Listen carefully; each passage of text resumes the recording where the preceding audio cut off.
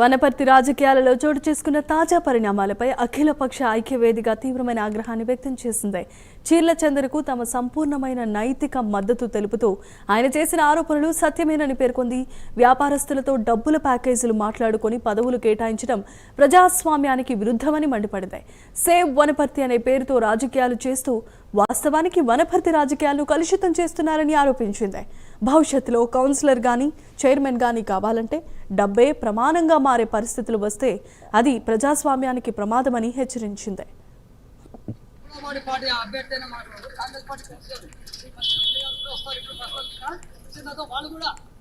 Congress party గెలుపొందినందుకు మేము vote చేయాలి, chairman vice chairman vote చేయాలని లోపల పంపించడం జరిగింది. వాళ్ళు పార్టీ ఫీఫామ్ ఇచ్చినందుకు పార్టీ పరంగా మేము వాళ్ళకే ఓట్ చేయమని చెప్పాము. పార్టీ ఇక్కడ ల్యాండ్ తప్పలేదు. దాని తర్వాత మేము వచ్చేసి దాన్ని కూడా మేము మూడో వార్డు కౌన్సిలర్ కూడా మేము రాజీనామా చేస్తున్నాము. ఇది ఎందుకంటే ఒక పెద్ద మోసం. ఎంతంటే మామూలుగా నమ్మించి 2 సంవత్సరాల నుంచి రాత్రనక పగలనక మేము కష్టం చేసినాం. పార్టీ కొరకు కష్టం చేసి ప్రతి ఒక్క కార్యక్రమం చేసి ప్రతి ఒక్క కార్యక్రమం ఉంటే ఈరోజు కేవలం ఎవరు డబ్బు ఉంటే వాళ్ళు మా దగ్గర డబ్బు ఉందని చెప్పాను.